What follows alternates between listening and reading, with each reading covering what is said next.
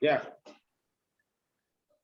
So please help me take those people out so that they don't confuse me as soon as they join. Yeah, Lugani, maybe I should make you co-host as well. I've made some of your colleagues that. Yeah. So please.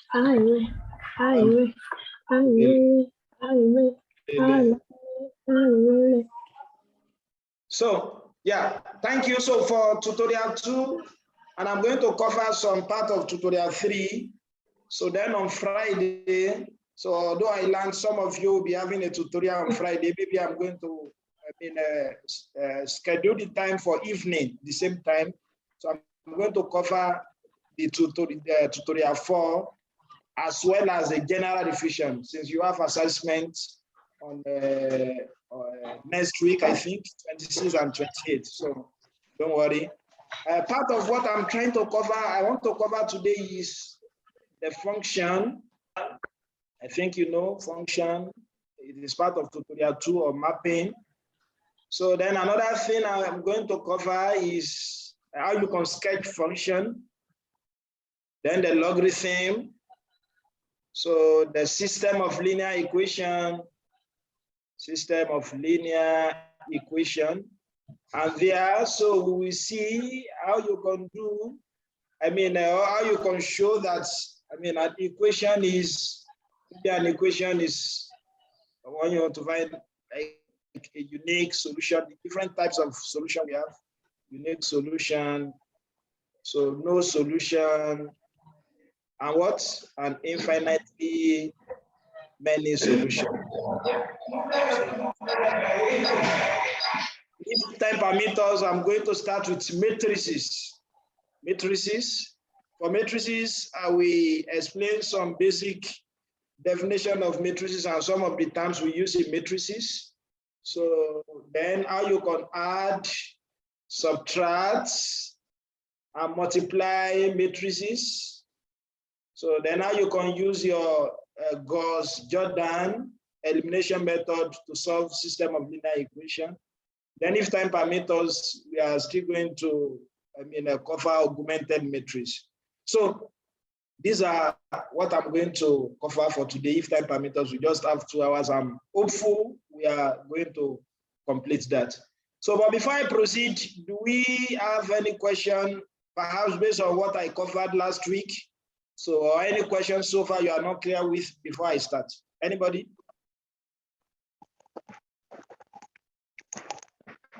Any question, please? Okay, so in the absence of no question, let us start with the first topic. And as usual, what I do is to explain what the topic means. Then after my explanation, then if you have a question, or we go to a tutorial question, we solve some of the question from it. So yeah, and the first question here is, the first topic here is function. Before I define function, I think you are expected to understand, what do we call it? Some basic aspect of that graduate to a function. What I'm trying to say now is that, if you want to know about Durban, for example, now, if you want to know about Durban, then it makes sense to know South Africa in general. You understand that? So, and if you now understand what is South Africa, then you should be able to know more about Durban. And if you want to know about UKZ, then you should be able to know it after that. And what is that thing? It's sets. When we say set is the collection of well-defined objects or numbers, you understand that can be, that are enclosed within braces and that can be distinguished from each other. You understand now? We all know that a set is denoted by an uppercase letter. So when I have something like this, 1, 2, 3, 4, this is an example of a set. So you can say a set of students studying MATH150. It's a set of natural number. So a set of lecturer in the school of mathematics. I hope you understand. So these are sets. When you have the collection of well-defined objects, so we call them sets. So, and like I've said, This is denoted by a set, that is the uppercase letter. And what we have here is known as elements. Elements are members of a set. I hope you understand as well. Elements are members of a set. And we know subset, I'm not going there. So once you now understand the meaning of sets, we call something Cartesian product. Because I want to relate this to function or mapping so that you understand correctly. When we say Cartesian products, I hope you understand now. Let's say instead of set A now, maybe I have two sets instead of a set. Maybe I have a set A, and my set A is 2, 4. I hope you understand now. And I have a set B, which is 10, 20, and 35. I hope you understand now. So when we say Cartesian product, a Cartesian product of A and B, which is denoted by A cross B like this. So it's called an ordered pairs of what? Of elements A and B. You understand now? So ordered pairs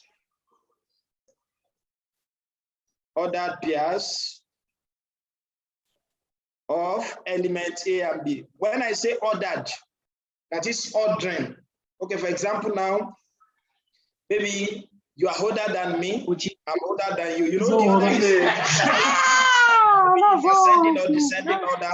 So then in ascending order, it means the order that is going to come first is what? Is the smaller before the bigger. So what Cartesian product is saying is that, another pairs of elements A and B. For example, now if you are pairing, elements, set A has 2 elements, 2 and 4. So if you are pairing each of these elements in A to all the elements in B, then a kind of ordered pair like that, such that A will come first before B, then we call it what? We call it a Cartesian product. For example, now, when I have 2, 10, I'm pairing the first element here, which is 2, I'm pairing it 10. So 2, 20, 2, 35. I hope you understand. You can see that I've paired it and it is ordered. I ordered it because the first element of, the element in A come first before that of B. I hope you understand now. So then you can still have 4, 10, so 4, 20, 4, 35. Don't worry, we understand, although they didn't cover this, I don't think so, but I want you to understand, what function means, so that if you have any question on that, you should be able to solve. So now, this is what? This is Cartesian product of A and B. So from this Cartesian product, then we can have what we call a relation. You understand now? So from Cartesian product, you can have a relation. So it means we can say adequately that a relation is just like a subset of a Cartesian product. When we say subset of an element, that is, if you can see or if you can generate, maybe I have A to be 1, 2, 3, for example, and my B is equal to 1. So then you can conclude adequately that your B is what? A subset of A, because the element in A, you can what? You can obtain it from A as well. So, but when we say relation is what? It's also a set of ordered pairs, but that ordered pair satisfy a particular relationship. You understand now? So set of ordered pairs. So set of ordered pairs that satisfies, so that satisfy a relationship. Okay, for example now, if I give you, from these Cartesian products now we have 2, 10, 2. So if my relation now is what? Maybe I define a relation, let my relation maybe R, and I now define it as what? Maybe Q is what? Is a multiple of P. Q is a multiple of P. I hope you understand now. So it means the set that will form this relation will be obtained from this Cartesian product. And if you check the first one very well, is then a multiple of 2? Please let us be saying it together as usual. Is then a multiple of 2? Guys, please let us talk. This is what I'm trying to say. If you get lost, what I'm trying to say in essence is that, you know, we have 2, 10. Oh, okay, don't worry, I will make it more bold. I'm sorry about that. So yeah. But what I'm trying to say now is that we have this Cartesian product that is the other pair of A and B. 210, 220, 235, 410, 420, 435. That's the Cartesian product. But when we say a relation, you can actually get a relation. Oh, but by the way, can you still see my screen? Can you see my screen? Is it just that you can't read my handwriting so that I make it more legible? Yes. Okay. Yeah. Sorry, could you try changing the pen maybe? Okay. Yeah. Yeah. Let me use, I mean, like a big pen. I'm sorry about that. Thank you for calling my attention. But do you understand how I explain a Cartesian product, right?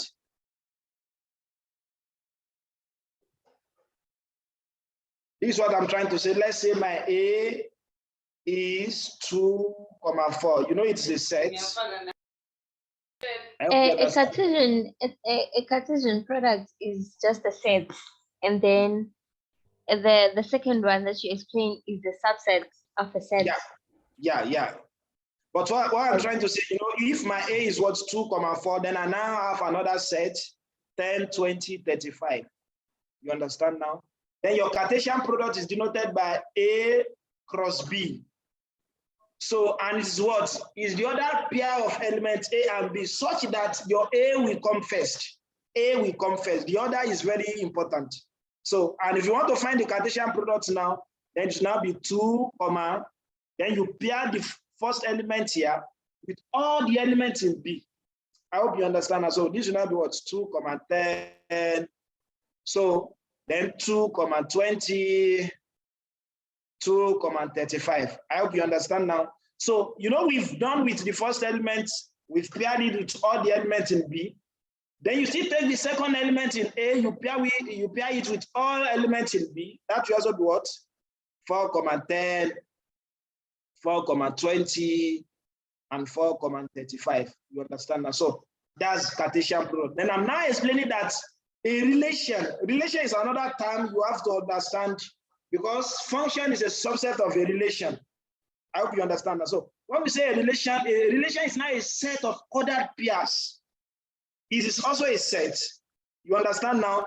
But that set satisfy a particular relationship, satisfy a condition.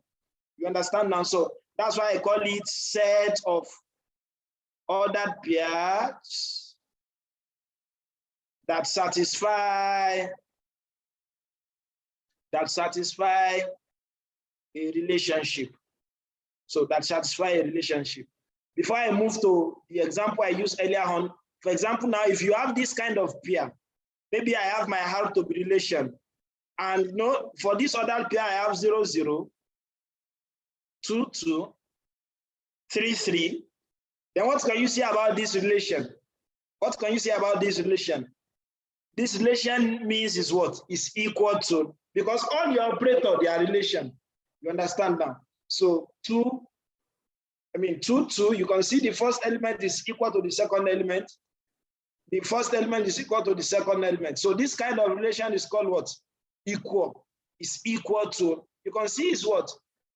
It's also another pair, but it satisfies a kind of relationship. So that relationship is what? Equal to. So likewise, if I now say my R here, so if my R is what? Maybe I have my R to be a set of ordered pair of A, B. Don't worry, you understand. Such that B is a multiple of A. B is a multiple of A. So what you are going to do is to just go back to this Cartesian product. You know, our Cartesian product gives us 2, 10, 2, 20, 2, 35. It means what you have to select to be your R, which is your relation, are those that satisfy this relationship. And what is the relationship? The relationship is that the second element must be the multiple of the first element. Okay, now let me ask you, the first pair here, which is 2, 10, does it satisfy this kind of relation? You know, the relation is That is, the second element must be a multiple of the first one. Is 10 a multiple of 10? My friend, please let us talk so that I know you understand. Anybody, please? Let us say it together. So you don't need to feel shy. We are friends.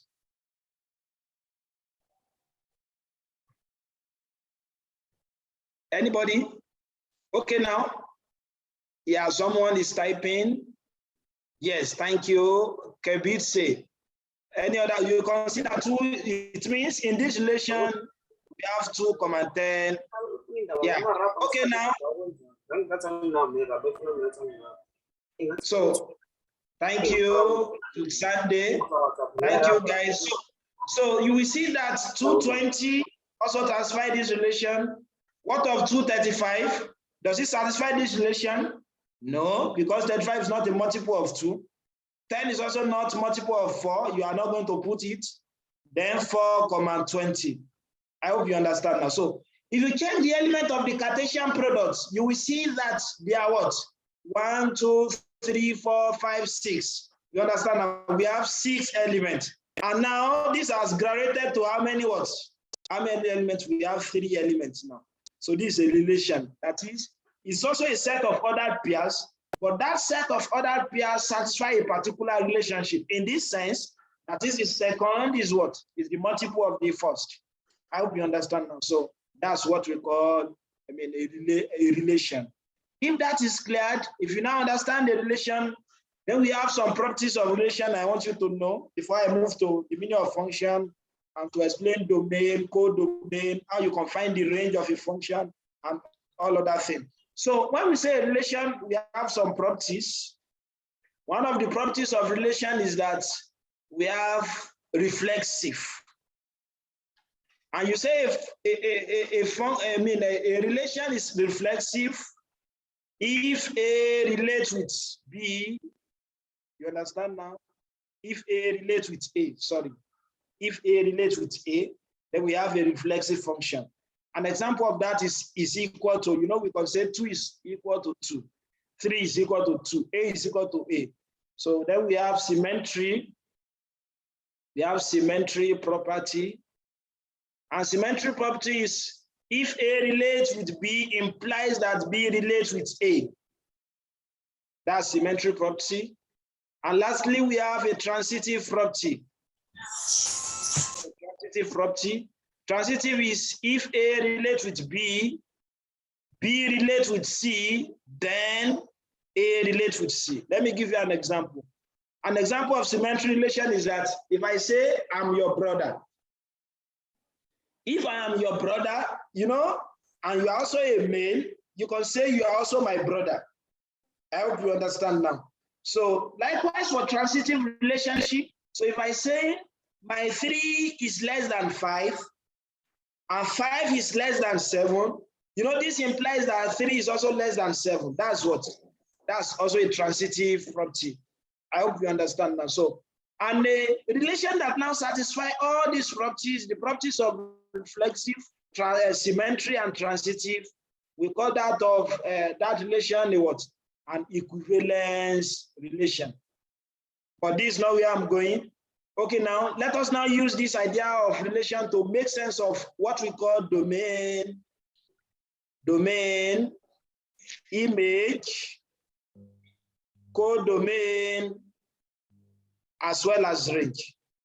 I hope you understand now. So I will use this example to make sense of it, and you are going to understand it very well.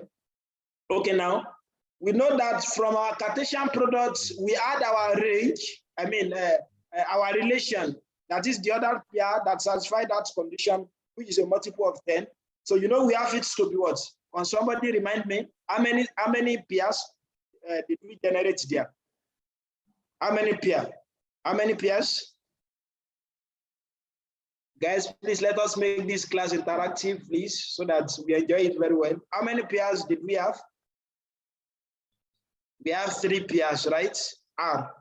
That is 2,10, or maybe I should be calling them 2,10.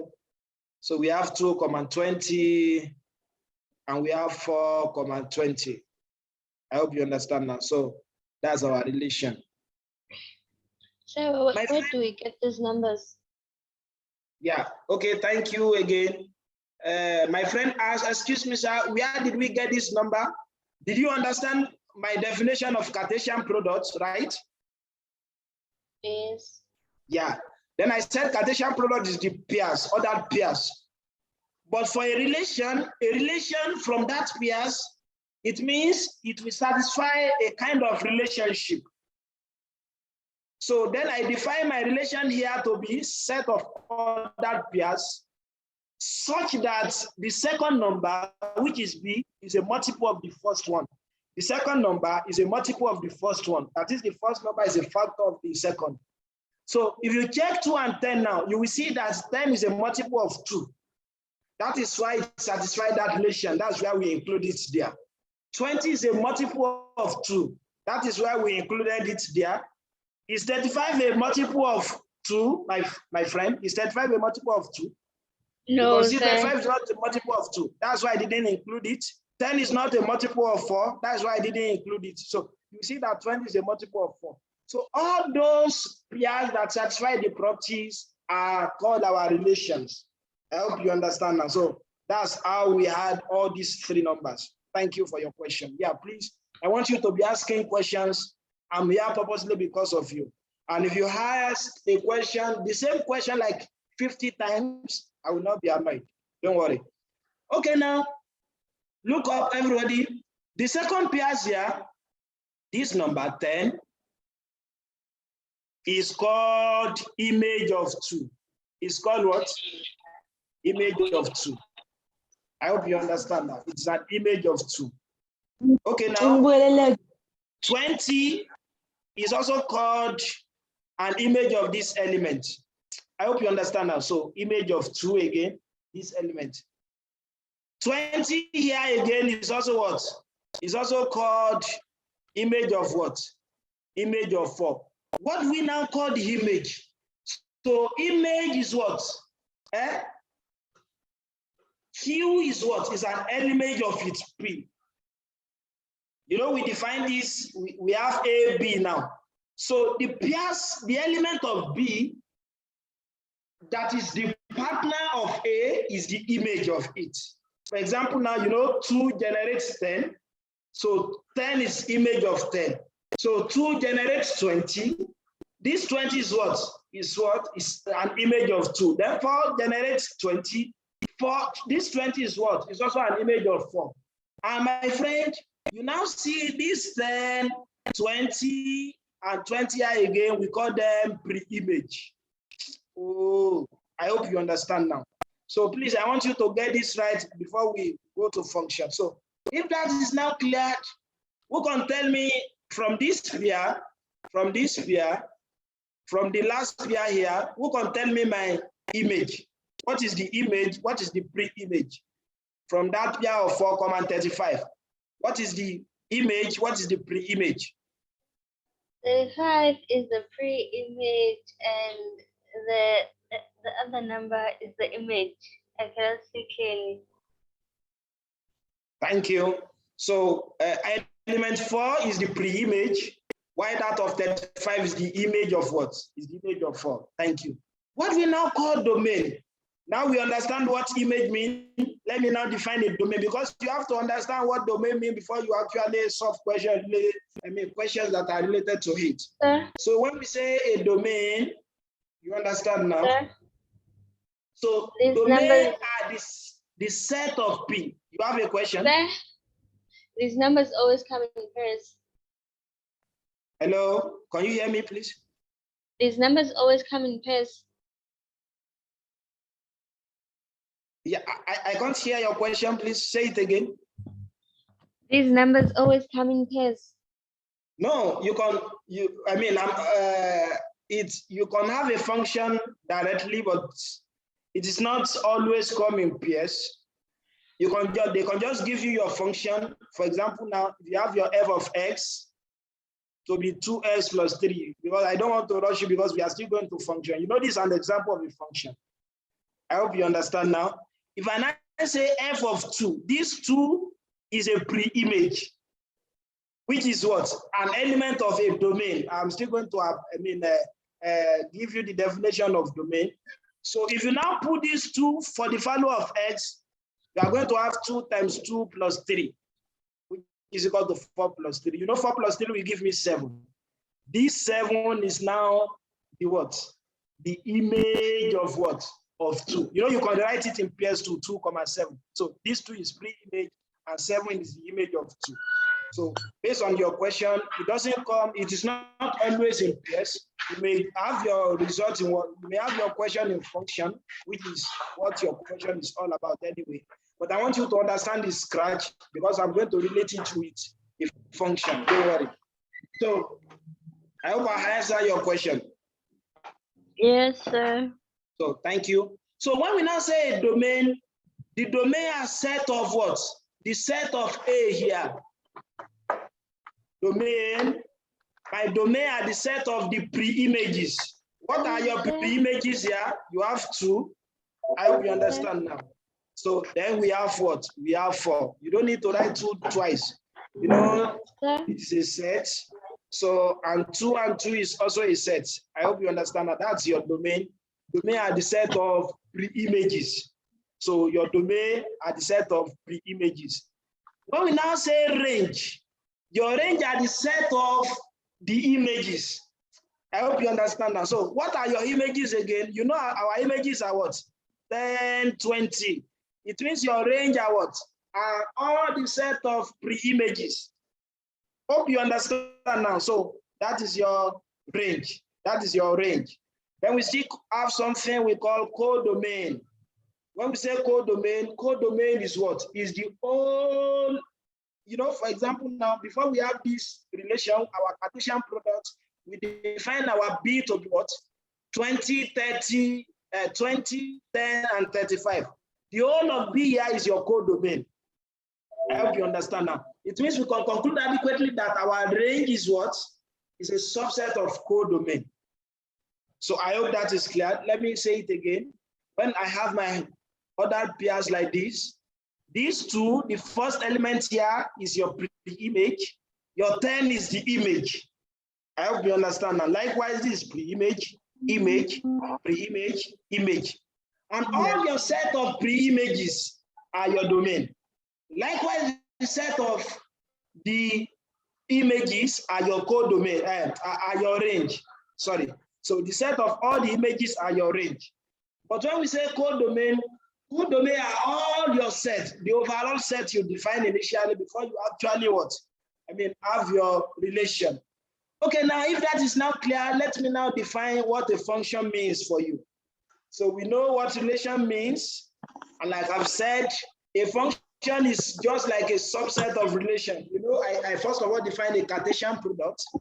And I said a relation is a subset of Cartesian product because it satisfies a particular property.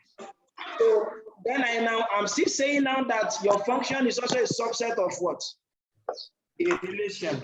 Okay, now what is now a function? Let us do it so that now go to how you can solve it. When we now say a function, let A and B. Okay, for example, I have my A and B again. You know, for my A and B now, who can remind me the element of?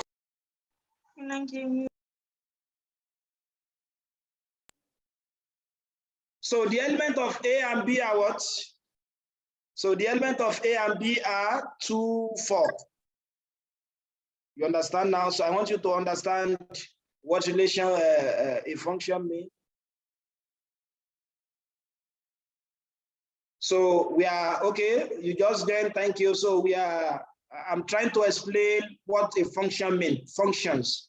And now you can find domain as well as range of a function. I hope you understand now. So that's what I'm doing. Then I say that before you can understand function, if you want to understand function very well, then there are 2 terminologies you have to understand. The concept of Cartesian products as well as relation. So if you watch the video again from the beginning, when I upload it, so you are going to understand what I mean. So for B, you know, we say we have what? We have 10, 20, 35. You understand now? And we have like a assignment, a relation. What is our relation? That is a multiple of. So we say that 2 is a multiple of 10. You understand now? 4 is a multiple of 20. You understand now? And 2 is also a multiple of 20. But this is a relation, it is not a function.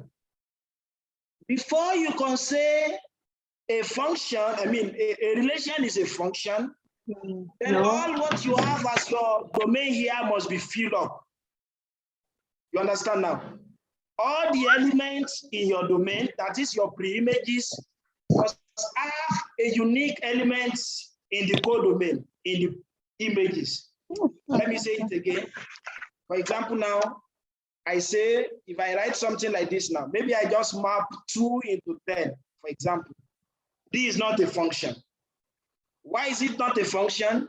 You will see that all the elements of the domain here, you know, that is your pre-images now. It is only 2 that has an image, that has an image in B. 4 did not have an image in what? In B. Then you don't say it's the function. Before you can have a function, then all the elements in the domain must be filled up. They must have an image in what? In element B. You understand now? So then if you have something of this nature again, maybe 4 and 20, then you say it's what? It's a function. Okay, now, if you still have another 5, then even you can say your 5 is what? Goes to 10. It doesn't matter.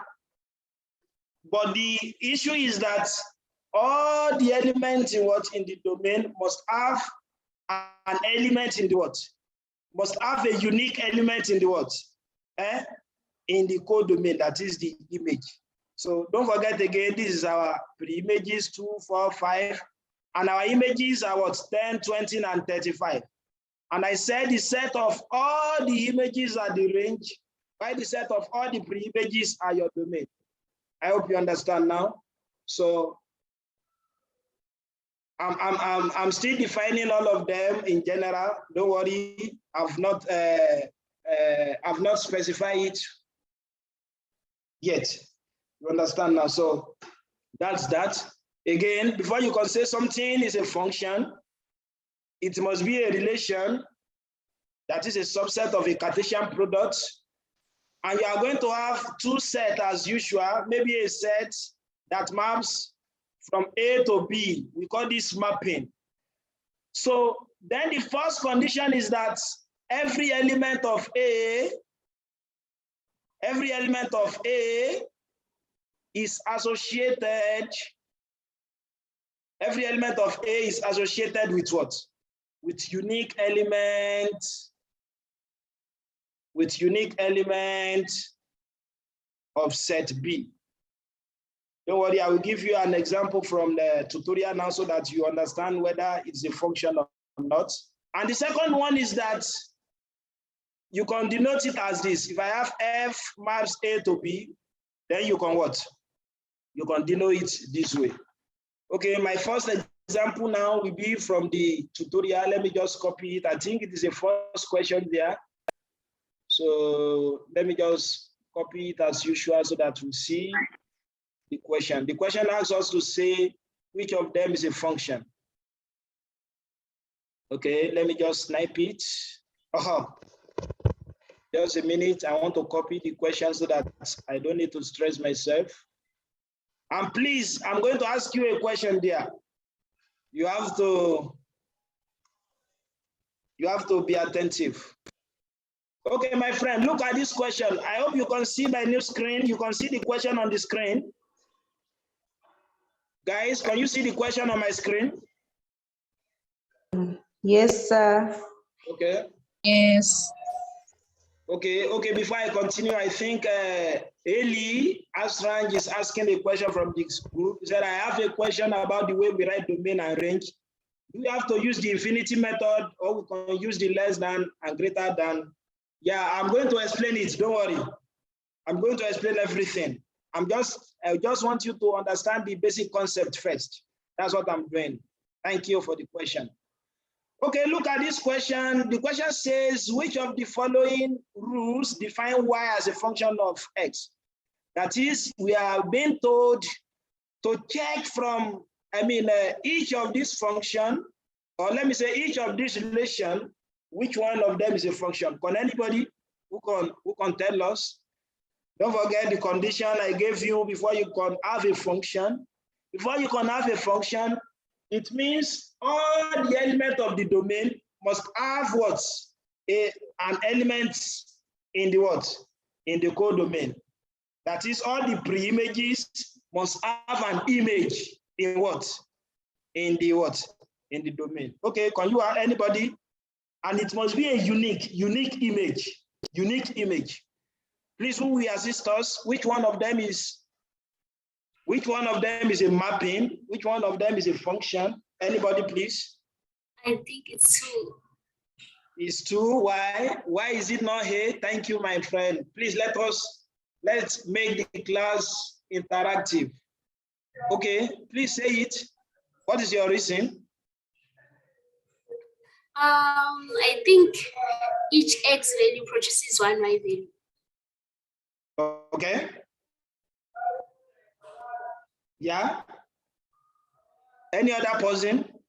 Okay, because of the time, if you want to know whether something is a function or a mapping, what you have to check, the first condition is that all the elements, that is all your pre-images, don't forget what I've said, these are your pre-images, you understand? Let me just reduce the pressure of this marker. All these your pre-images must have a unique image in the codomain. You know, these are your images. Your images are 6. 6 is the image of 4. 93 is the image of 17. You understand now? 40 is the image of 82. 27 is the image of 23. First condition is that all of them must be filled up. 4 must have an image in what? In Y. 17 must have. You can see that all of them have. If all of them have, then the second condition you must check is that do they have a unique image in Y? You can see that 82 is not having a unique image. 82 is having 2 images, just like a polyandry. For example, now, if I'm a wife, you understand now, and I marry, maybe we have a set of wives. I think it's a good example. So, you know, we have a monoandry and polyandry. Monoandry is if a female marries just a single husband. Maybe our set here, which is set of images, are the set of women. You understand now? Then wives are the set of their husband.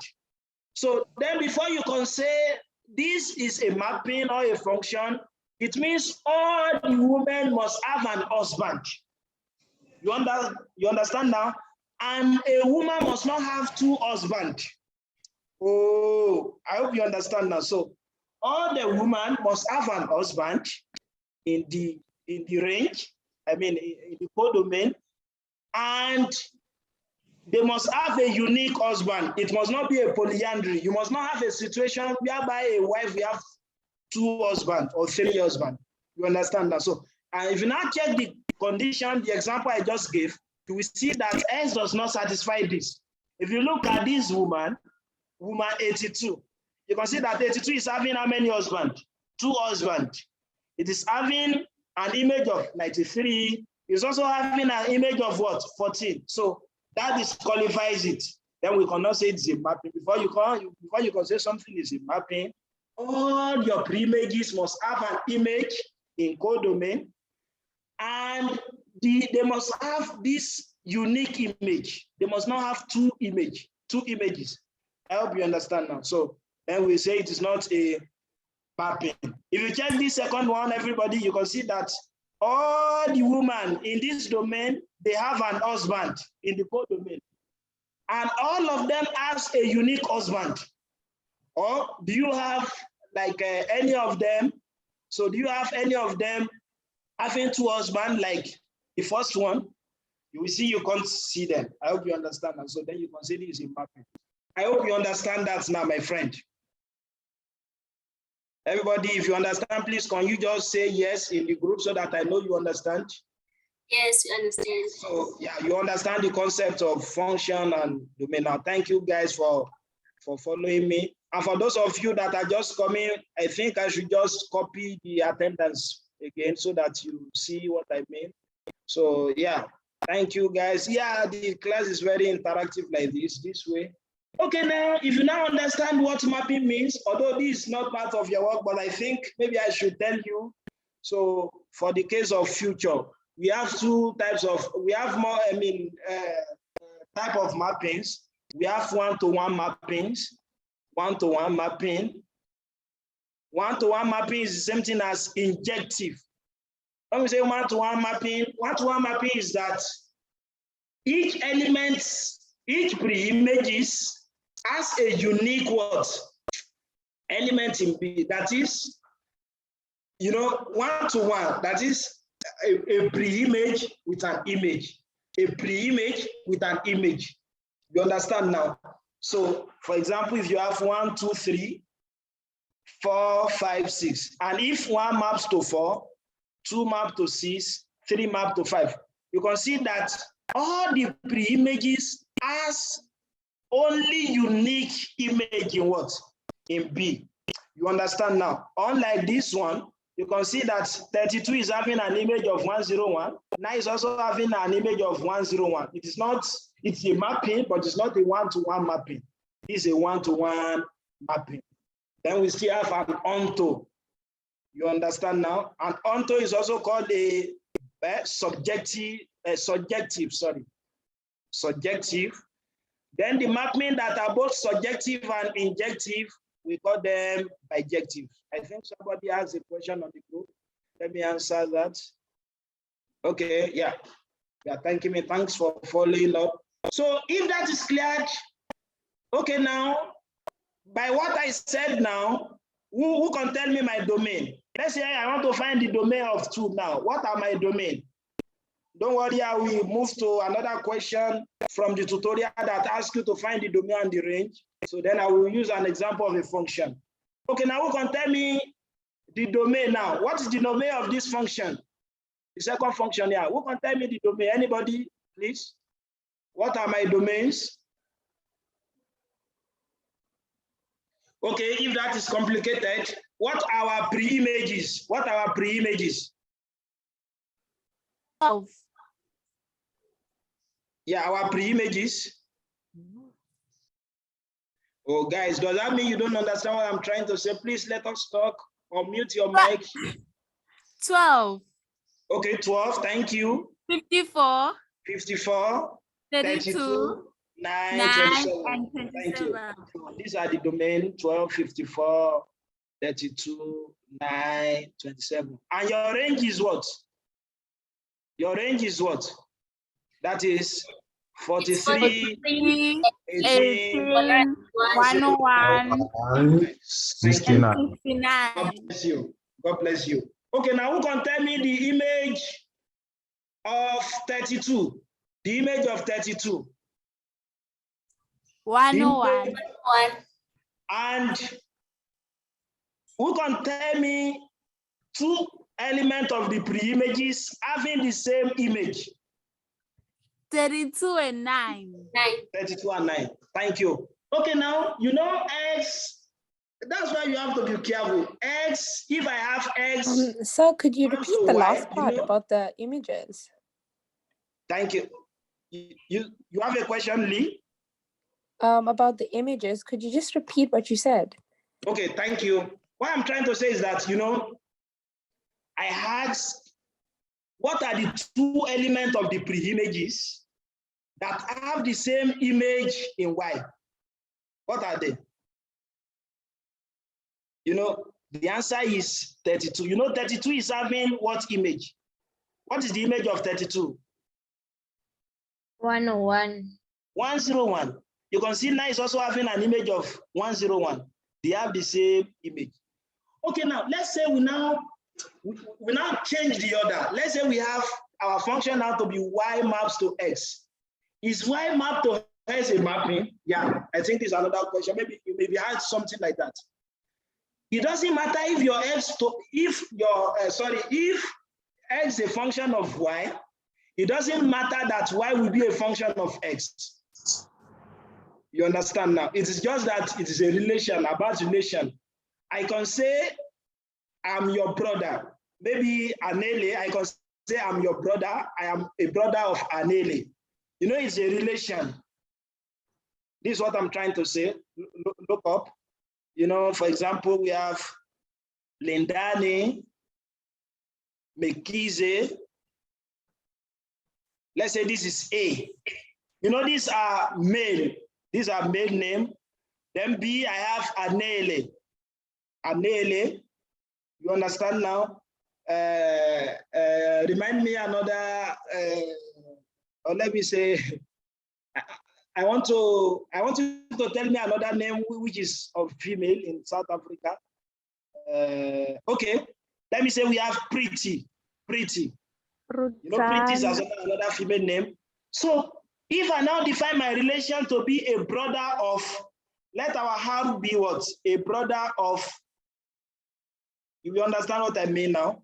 So it means my relation now, I can say my R, I can have that Lindani, comma Anele, because it is what?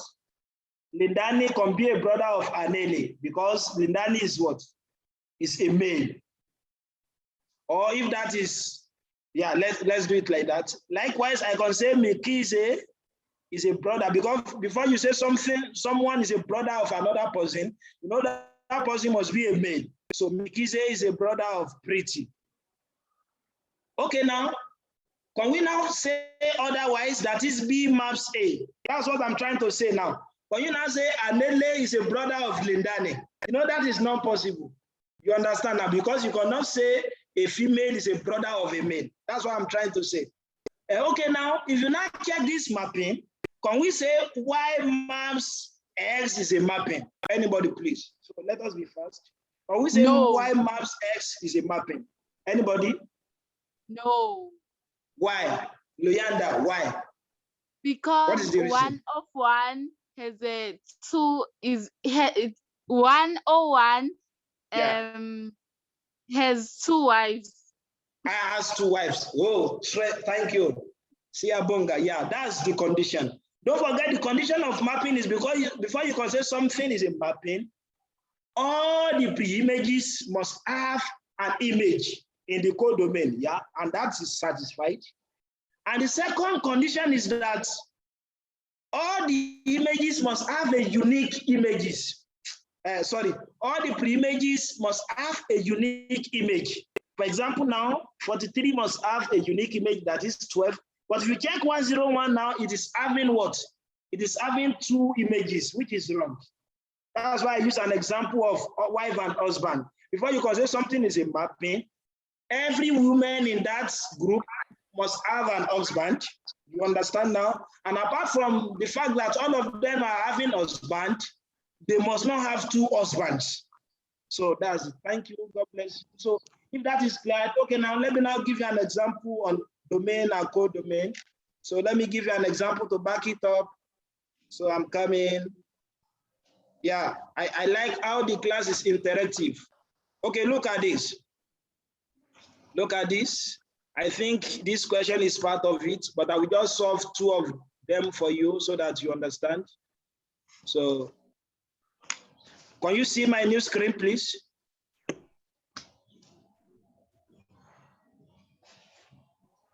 Hello, guys. Can you see the question? No, we can't see it yet. No, yes. Oh. Yes, we can see it now. Yeah, so the question says, give the domain of each of the following. You can see it is not in pairs. Yeah, how do you find this kind of domain? Let's say it is defined for a set of real number. You have to note where the set is defined before you get it very well. So the set of all, let's say we use our real number. You know what real number means? So that is, it can be an integer, it can be a natural number. Okay, now who can tell me the domain of this? What is the domain of this? Does it, where is it going to be satisfied? Where is it going to be satisfied. It's set of all real numbers. You understand now? It's a set of all real numbers. You understand how I get it? And that will be from infinity minus infinity to infinity. Because if you put, the reason is that if you put any number here, be it a positive or negative, it's going to give you what? Positive or negative number. Oh, I hope you understand. But what I'm trying to say will make sense here. Look at this example now. F of s is equal to square root of 4 minus s squared. And if we define this for a set of real number as well, let me ask you first. Can you have a square root of negative number under a real number? You know, we are not talking of a complex number now. You know, when we are talking of a complex number, you can have a square root of negative number. But maybe you can just press your calculator now, square root of -1. Your calculator will bring mathematical error. I hope you understand now. Hello, guys. You understand what I mean? So Yes. since we know that, yeah, this cannot give us a negative number. We know what we must have here must not give us a negative number. Then it will only be defined for the value of s that will make this guy to be positive. Oh, I hope you understand now. Maybe I should repeat myself. We know that I can find square root of 0, I can find square root of 1, I can find square root of, you understand now, I can find square root of 4, 9, you can find square root of a positive number. But under a real number, you cannot find square root of a negative number. And that's why if you press your calculator, square root of negative number will give you what? Mathematical error. I hope that helps.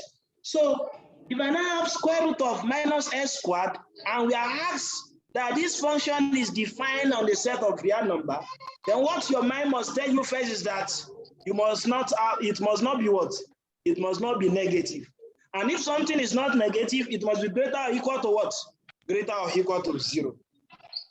I hope you understand now. Then if you know that this now is greater or equal to 0, then I'm now going to have what? You can square the both sides. This will now give me 4 minus s squared greater or equal to 0. Then you can have 4 greater or equal to s squared. Then you can now find your, if 4 is greater or equal to s squared, you know it's the same thing as what? S squared less or equal to 4. I hope you understand now. So then your s will be what? Less or equal to plus or minus square root of 4, which is plus or minus 2. I hope you understand now. So plus or minus 2. And don't forget, if you want to find your inequality, you don't need to stress yourself.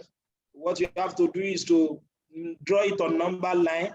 Although I'm going to explain the shortest method you can use. If you want to draw it on number line, you know, if your x is 2, you know, you have your x to be 2, it will be somewhere around there. 2. And since it is greater, I mean, less or equal to 2, I mean, you have something up here. I hope you understand now. If you say, sorry. If you say something is less than, then it will be at the right-hand side of a number. I hope you understand now. So likewise for minus 2, you know, you are going to have minus 2 here. You are going to have minus 2 here. And if you check it very well, you see this is a closed interval because it's take away this what? It take care of minus 2 and 2. We have 2 types of interval. Let me explain again. We have closed interval and open interval. When I say open interval, which is denoted by A, B, it means that your S is greater than A and less than B. It doesn't include what? It doesn't include A and it doesn't include B. You understand now? So likewise, open interval is denoted by this. That is, your S is greater or equal to A, less or equal to B. I hope you understand now. So if that is now cleared, it means when I have 1 or 3, 5, which is an open interval, what you are saying here is, it is only 4. The element of this guy is only 4. It contains just 4. But when you have 3, 5, then what you are trying to say is that this contains 3, 4, and 5. That's when between the open interval and closed interval. That's why we have -2, 2 here. That will be your domain. That is where it makes it to be defined.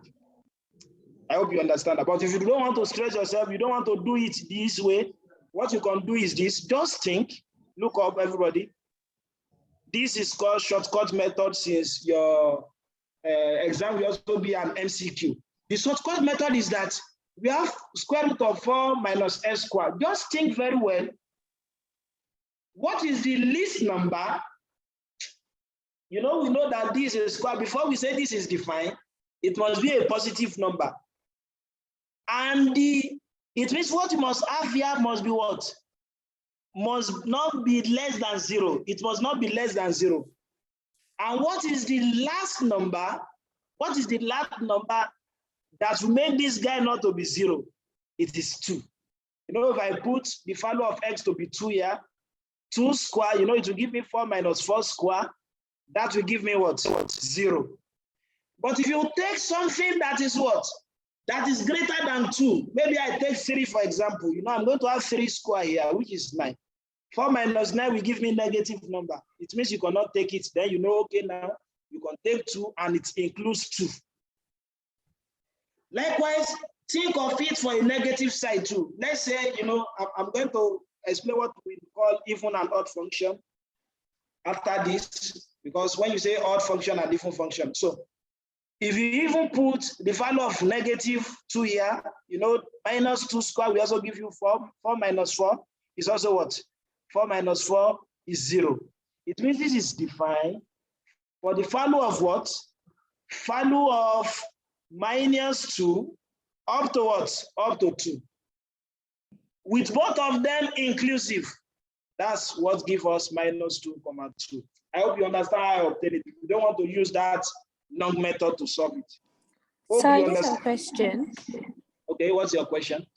How do you know if it's included or not? So the first part of the method, you said we have to find out which number when we put in place of x will give us 0.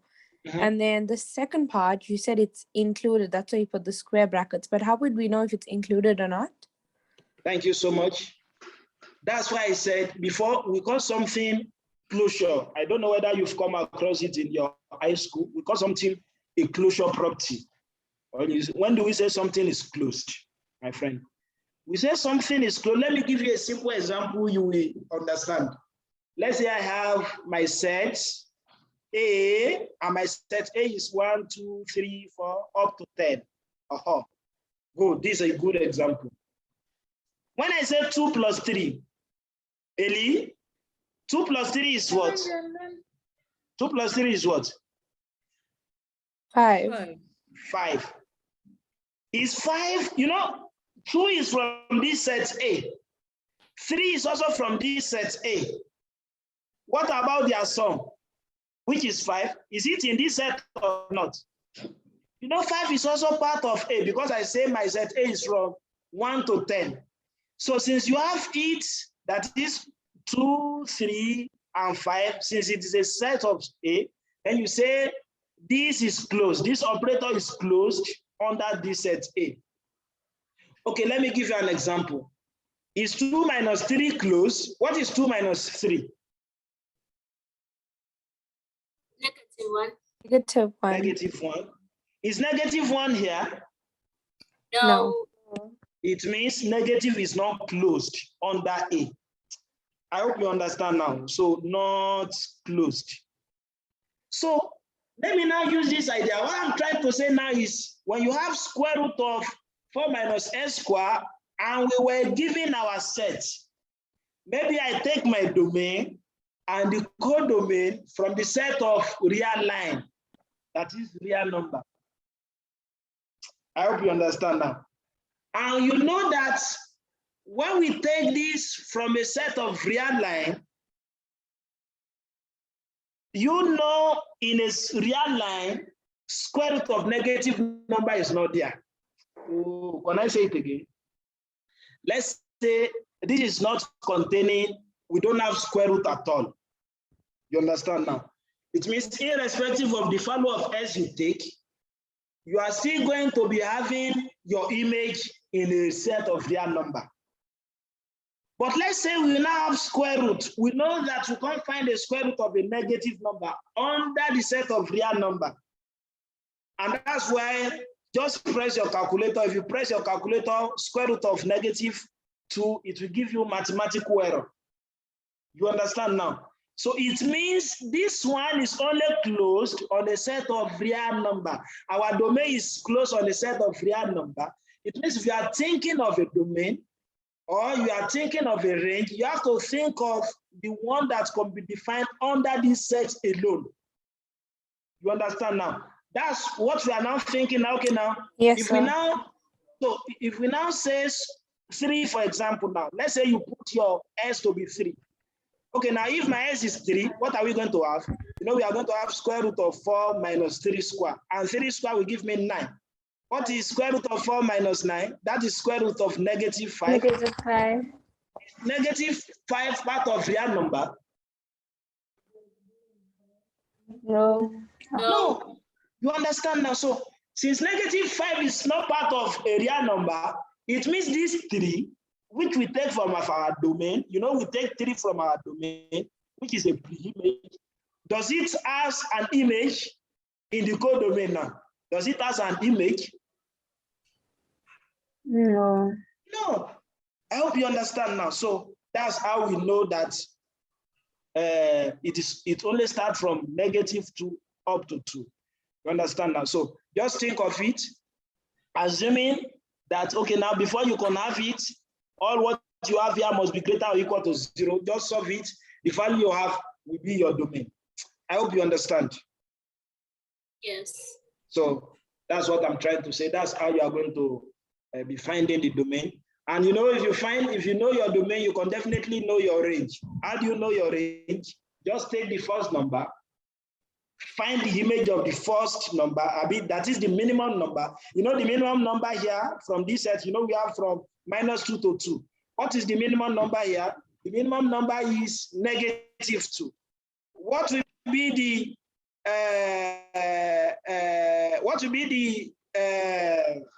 excuse me? What will be the image of -2? What will be the image of -2? You know the image is that is when you put -2 here, you know it will be 0. Yes. You understand now? What will be the image of 2 as well? So it will also be 0. You see that your range will be a number that are greater or equal to 0. You understand now? For example, now, if I put 1, you know, we have square root of 5, square root of 3, which is also part of the range. You understand? That is the set of all the images. Once you understand the image, as well as the image, it won't be difficult for you to find it. I hope you understand, my friend. Any questions so far before I continue? Any question, please? Sir, can you go over the range one more time? Okay. What I'm trying to say is now, if you want to find your range now, we know our domain. Just think, what is the minimum value of your domain? Slot in, you know, our minimum value of the domain here is -2 because we have our domain to range from -2 up to 2. And since we know that the range are the image, the set of the images of the what? Of the domain. It means -2 here, the images of -2 here will be part of the range. The images of -1 will be part of the range. The images of -2 will be part of the range. You understand now? Can you have a negative number to be part of the range? No. Because we know that from our domain, what we substitute, we always be greater or equal to 0. It means your range will also be what? Greater or equal to 0. And you can as well test that, just put -2 here, which is the minimum number. You know, if you put the minimum number here, so you know that will give you 0. Okay, now what if you put -1? That will be 4 minus 1, which is square root of 3. You will see that all the numbers you are having are greater or equal to 0. You cannot have number less than 0. That's how we call it the range. I hope you understand. Do you understand? Yes. Okay, now we now have types of function. Type of function, don't worry. I hope you can solve any question related to function now. Maybe you are asked to find, a domain, codomain, range, image. You should be able to do that. So we have even function. Okay, then before I go, I think there's another thing I want you to understand there. Let's say I have f of s equal to 2s plus 3. At times, you can think of a function as an assignment. You can think of a function as an assignment. That is the law. So, you know, the law here is that if you have a number, multiply that number by 2 and add it to 3. I explained last week, this your s is an independent variable. Your s is an independent variable. And your f of s here, which is the same thing as y many times, is what is called dependent variable. I hope you understand now. It's called dependent variable. So if my f of s is now 2s plus 3, and they now ask you to find f of 2, you know this s is what? That is any pre-images, just put it there. You understand now? So that is wherever you see x in this function before, wherever you see x now, you now substitute the value of what? You substitute the value of 2 there. I hope you understand now. It means your f of 2 now will now be 2 multiplied by 2 plus 3. And that will now give me 4 plus 3, which is equal to 7. I hope you understand now. So that's that. Okay, now who can tell me f of 7? It means if you have your f of 7 now, your f of 7 is like the pre-image. I hope you understand now. Who can tell me the image of 7 now? Who can tell me the image of 7? 17. Say it again. 17. 17. That is 2 times 7 plus 3, which is equal to 17. I hope you understand now. Okay, now, who can tell me f of 2s plus 3? F of 2s plus 3. Again, wherever you see s, you substitute the value of what? So, yeah, don't worry. So we are going to do it. So my friend asked me to find, using the same example, we should find the domain as well as the range. Yeah, thank you. So, okay now, so 2s plus 3 is equal to, what will be f of 2s plus 3, sorry. That is wherever you see x, you put what? 2s plus 3. That will be 2 into 2s plus 3, then plus 3. You understand now? Then my image will also give rise to another function. That is 4x plus 6 plus 3. And that will give me what? So 4x plus 9. You understand now? Because you have to be careful at times. They may ask you, they may give you f of x, g of s. I think it is part of your tutorial question. I've forgotten the number. You know, they said if f of x is equal to 2s plus 5, find, okay, and g of x is equal to x squared. The question now says, find f of g of 2. Find f of g of 2. You have to start from the inside function. It means we have to find g of 2 first. What will be your g of 2? That is, wherever you see x in the function, in the g of s, put what? Substitute the value of 2. And that will now give me what? 2 squared, which is equal to 4. You understand now? It means my f of g of 2 will now graduate to what? F of 4. Then we have to find f of 4. Now, f of 4 now means wherever you see x from the function of s, substitute the value of 4. And that will now be 2 into 4 plus 5, which is equal to 30. I hope you understand, which is equal to, let's see. Yeah. So if that is clear, my friend has a question in the chat room that I should use this same example to find the domain as well as the range. It is not difficult to do. You know, from the value we were given here, you understand now, for the value we were given here, we know that this guy, you know, 2, for example, now, 2, 7, you can say they are your, they are part of your domain because they are pre-images. But if you want to know the domain, the overall domain, you have to know the set this is defined. You understand now? So you have to know the set it is being defined. Let's say this set is defined for a set of natural number. Let's say it is defined on the set of natural number. Then it means before we can say this is defined, then all what we must have here must be greater than 0. You know, natural number are a set of counting number. You must not have 0. You understand now? You must not have 0. You must not have negative. Okay, now, let's say, for example, you now think, my friend, you have to think. If I now think now, let's say I use 0. If my x is equal to 0, you know I'm going to have what? If my x is equal to 0, I'm going to have what? I'm going to have my image to be 3. It is still defined. I hope you understand now. Yes. Okay, now think of the next number. What if I use 1? Okay, Leander, you have a question on this? Yes, I wanted to ask, Okay. when we finding the range, should Okay. we always make our function to be greater than 0 when we finding domain? No, it is not always.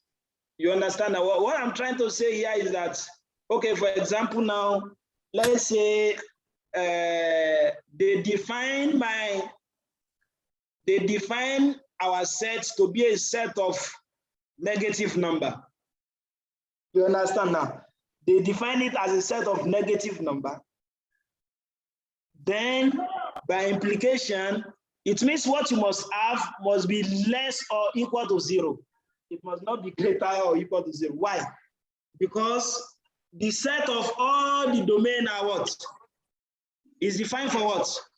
For the set of Negative numbers. You understand now? So that's what I'm trying to say in essence. So that's what I'm trying to say in essence. So you have to note the set where your domain is being defined before you do it. So, but if this one is defined for the set of maybe a positive number or a natural number, then we know that our 2x plus 3 must be greater than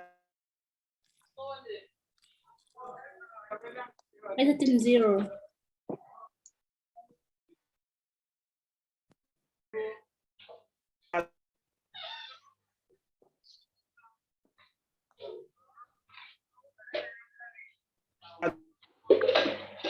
Hello, can you hear me? So, hello, can you hear me? I think I'm back. I'm having, a bad connection before. Yeah, they should be able to give you, but if they don't give you, you can assume it is a set of real number. But in the exam, they will give you. So they will give you the set you are, because if you don't know your set, okay, for example, now, if we don't know whether the one on root is defined for a set of real number, so we can say it is defined for a complex number. If we know accurately that a complex number is what? A complex number contains the value of a negative number. So then you can just sum this guy. You understand now? So then you have 2s is greater than 3, s is greater than 3 over 2. It means this domain is only defined for a number that is what? Greater than 3 over 2. And how do you want to write this in an open? This will be what? 3 divided by 2, comma, infinity. Because when you say something is greater than 2, that is, you have it up to the infinity. So, but if you substitute the value that Yeah, we have a house meeting today at 8. You say? Hello, Are you asking a question or you are talking to someone? We are has a house meeting at 8. Okay, your question gets it. You raise your hand. What's your question? Yes, about the 3/2, is it included or excluded, the brackets? Yeah, it is open interval. You notice it is greater than. You understand now? Remember when I define a closed interval? You know, I said we have a closed interval and open interval. When you have 2,5, this is an open interval. It means it doesn't include 2 and it doesn't include 5. It starts from 3, 4, you understand now? But when you write 2, 5, then it's a closed interval. That is, your S is greater than or equal to 2, less or equal to 5. And that's why if you want to indicate this on number line, if you have 2 here, you have 5 here, then you have to circle 2 and you have to circle 5. This is indicating 2,5. That is a closed interval.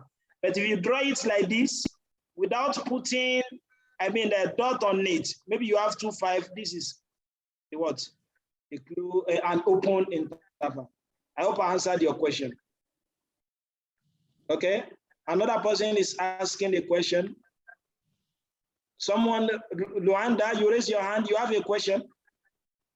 Yes, I wanted to ask if they give us a set and they say it's for real numbers, are we going to just use every number Is it just for boy? function? It breaks your heart. No. Yeah, if they give you a set of real number, you understand how if they give you a set of I don't real like number, a then you have to make read. sense of it that function must be greater. Let's say that You understand now? I'm like, when you're given a set of real number, then you think of it I'm as gonna have like an for all the value of what?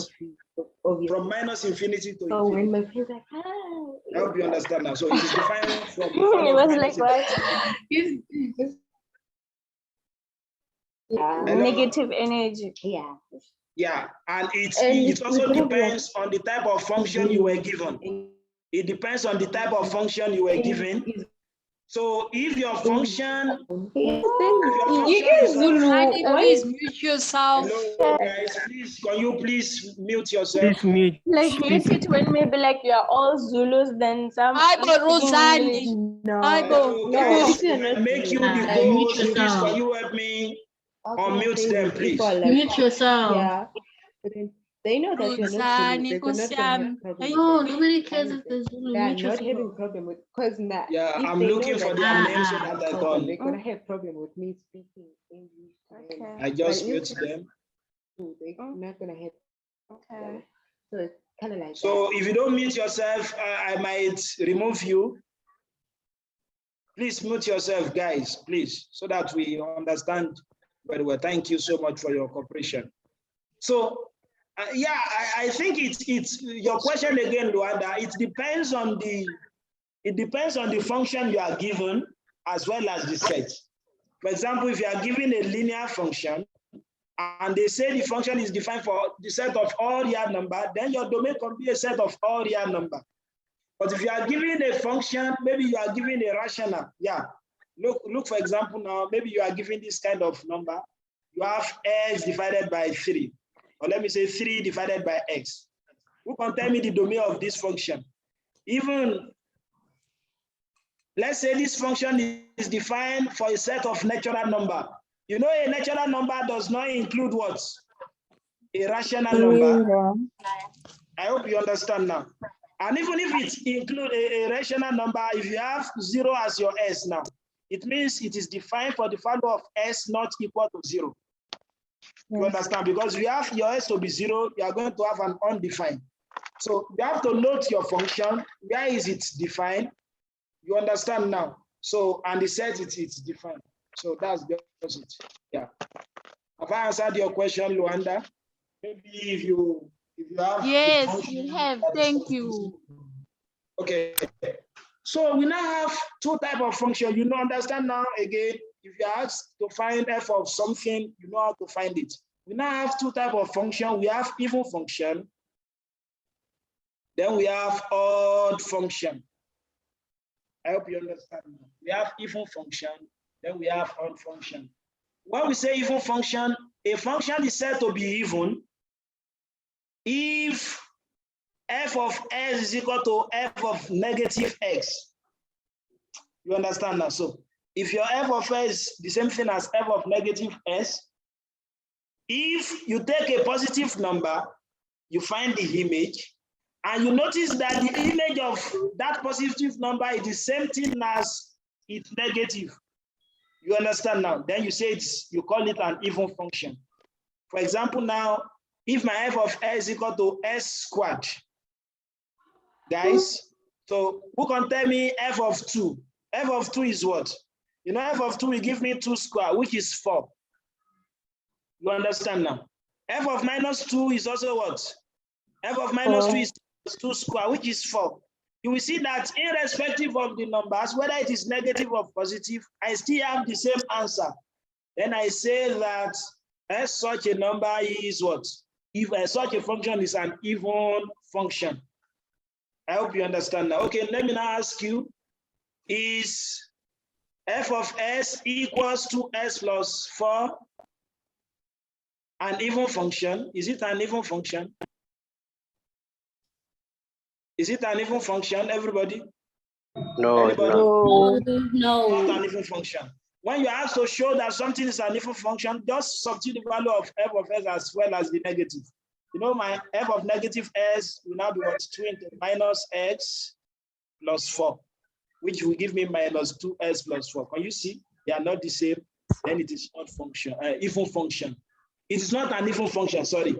But for odd function, when you have your f of s to be equal to minus f of x, then you have an odd function. You understand now? For example, an example of odd function is what? Is s raised to power 3. Please note very well, negative is inside the bracket with x for even function, but for odd function, you must have it what? You must have it outside f. Okay, let me ask you, if my f of s is equal to s cubed, first, is it an even function?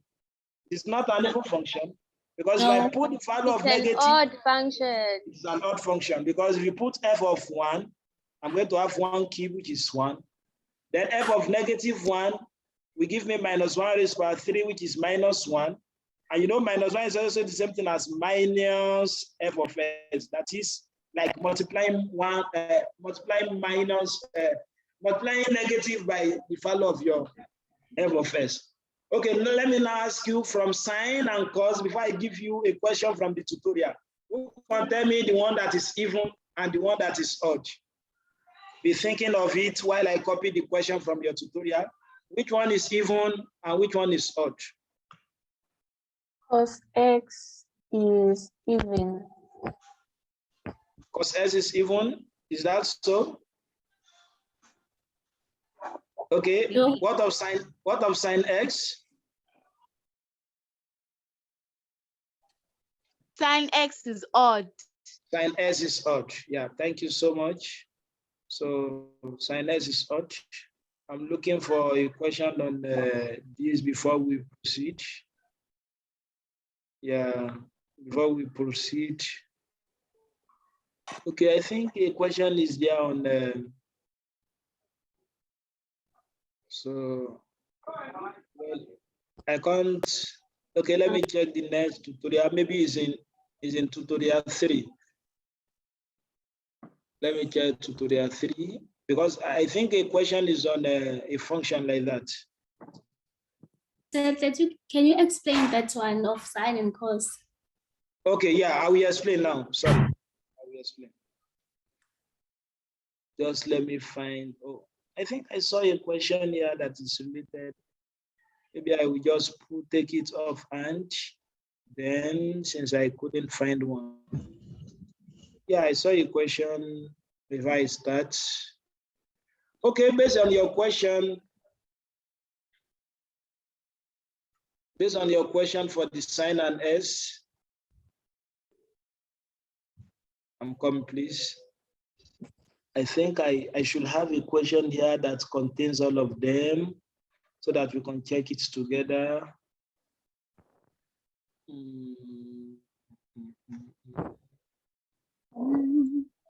Oh, good, good.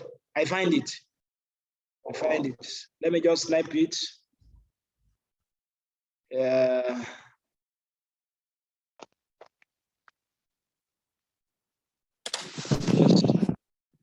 Let me just snipe it so that you see. Okay, can you see the question I copied here? Can you see it yet? Oh, okay. Yes, we can see it. Yeah. Okay, before I solve the question for you, one of my friends asked this question: why is sine is an odd function and cos is even? It is not difficult. Sine s cosine x. Okay, now just try. Don't forget what's the properties before you can say something is an even function. That is, you must have your f of x to be what? To be f of negative x. I hope you understand now. Okay, now let's say, for example, if my f of x is equal to sine x, if my f of x is equal to sine x, okay, let us take an angle, maybe f of 30. You know, f of 30 will give me sine 30, which is half, right? 0.5. Okay, what will be f of negative 30? F of negative 30, you know, f of negative 30, if you want to change negative to a positive, just add the sum of amplitude. What will be the sum of amplitude? Or you can treat it as, you know, this is, sine is, what do we call it? You can do it in two ways. You can use quadrant, or you can use add the sum of amplitude to this. You know, the same thing as sine minus 30 plus 360. If you add the sum of amplitude, that is 360 to an angle, the answer remains the same. So this will give me sine what? Sine 330. Anybody, will you press your calculator? What is sine 330? Does this give you 0.5? I doubt that. It won't give you 0.5. Negative. It gives you negative 0.5, right? Yeah. When you see it is what? It is an odd function. Okay, now let us try for cos. You know, let's say my cos x, f of x is equal to cos x. If my f is what? 30, or let me say 60. You know, cos 60 will also give me half, right? Am I correct? I think cos 60 is half, 0.5. Okay, now, what will be f of negative 60? That is cos minus 60, just add 360 to it. So, which will give you 300. Who can tell me what are we going to have for 300? Because 300 is what? You compress your calculator, it will give you 0.52. Anybody? Is that so? 0.5. 0.5. Yeah, that is it. Oh, no, I that get is it.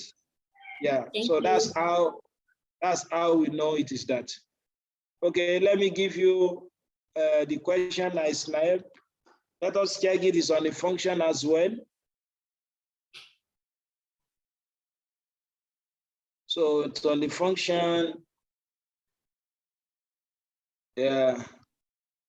Let me copy it clearly. I think I made the mistake while copying it there. Yeah, I think it is more clearer. Look at the first question and let me quickly, check it. So for each of the function, that is for each of the function, you have to find f of 4, f of negative half, f of a, f of 2 divided by m.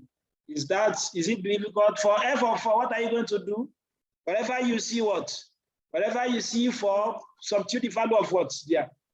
So substitute the value of, wherever you see x, substitute the value of 4. Sorry, that's what I'm trying to say. Wherever you see x, substitute the value of 4. And this guy will now give me what? So for the first one, it means f of 4 will be what? 3 times 4 squared minus 4 times 4 plus 1. I hope you understand now. So that is that. I hope you know how to solve this one. Then any values of s for f of s equal to 1. That is, if f of s is equal to 1. So for example, now you have 3s squared minus 4x plus 1. Then you have just equate this to be 1. You understand that? Is you find the value of s for which f of s is equal to 1. And this will now give me 3s squared minus 4x plus 1 minus 1 is equal to 0. And this guy, we cancel this. You have 3x squared minus 4x is equal to 0. Then your s is common, right? This will give me what? 3x minus 4 is equal to 0. It means your s is equal to 0. Or s is equal to 3 divided by 4. Yeah. I hope you understand now. Okay, now for 43, who can tell me how you are going to find it? We call this a pairwise function.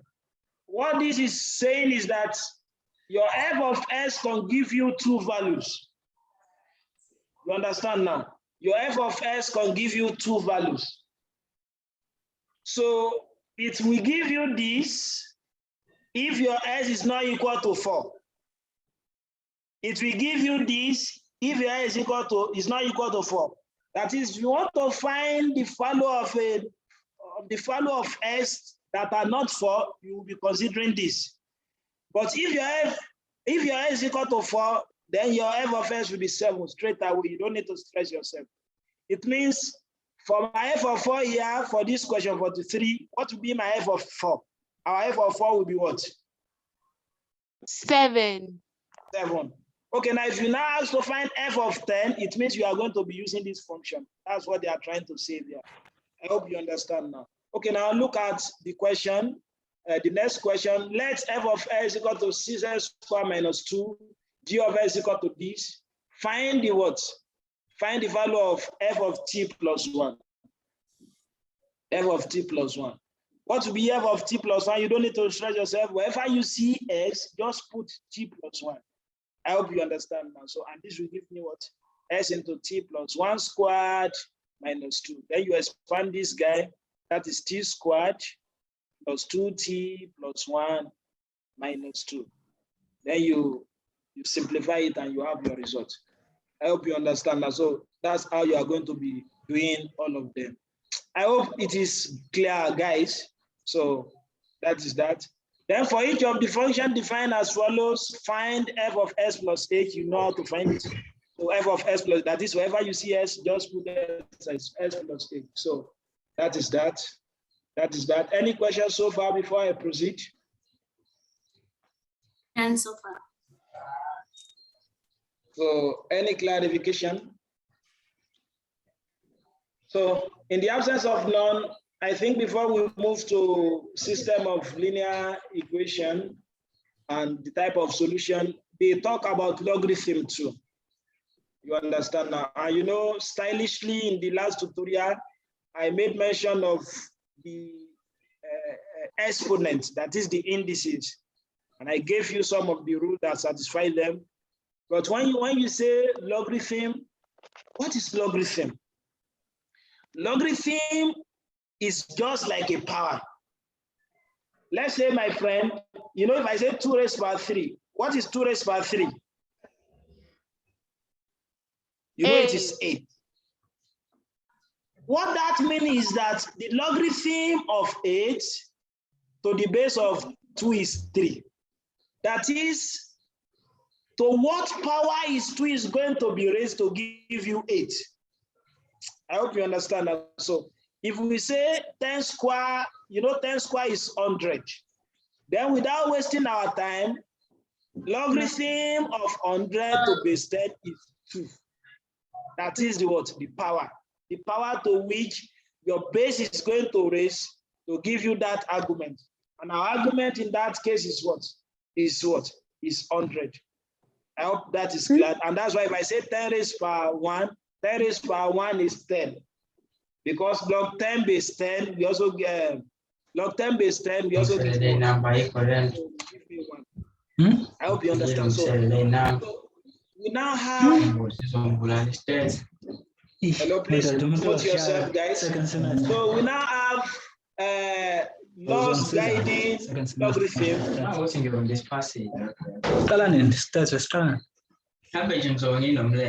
Makobi, please mute yourself, please. And AK, mute yourself. So we have a certain relationship guiding indices and logarithm. What is wrong with my notes? Let me close it and open it back. Sorry, it is just rolling. Okay, let me share the screen again. Can you still see my screen, guys? Yes. Hello? Yeah. So let me just open it again. Yeah. So you know this one is called an exponential equation. We call this an exponential equation. You understand? So this is called an exponential equation, and this is called a logarithmic equation. And from exponential equation and logarithmic equation, and with what I've said, I told you if you have log n base a equals x, then you are going to have that your n is equal to a raised to power s. You understand now? So maybe the question asks you to find log 16 base 2. You don't need to stretch yourself. Just equate this to an unknown, maybe y. Then you now convert this from logarithmic equation to an exponential equation or indicial equation. This will now give me what? 16 is equal to 2 raised power y. Since we know that the our logarithm is the power to which it is raised, to give you that number. Then you now rewrite this 16 to have the same base as this. 16 is the same thing as 2 raised power 4, which is also the same thing as 2 raised power y. Then your 2 will cancel 2, then you now have your y is equal to 4. That's how you are going to solve it. And let me remind you, if you forgot, that logarithm has a set of rules. One of the rules is that the product of two logarithms, the logarithm of the product of two numbers is the same thing as the sum of their logarithms. You understand now? Likewise, the logarithm of the quotient of two numbers is the same thing as the difference of their logarithm. So when you have a logarithm with the same argument and the same base, it's going to give you 1.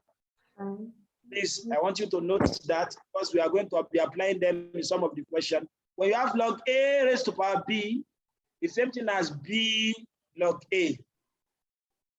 Also, when you have log ab, it's also the same thing as log a divided by log b. Maybe both of them are in the same base. So if that is cleared, I think let us go to some of the examples. Most of the examples are in the tutorial 3. So before we move to type of solution. Go 7 start. You said? You are saying something? So 2.6.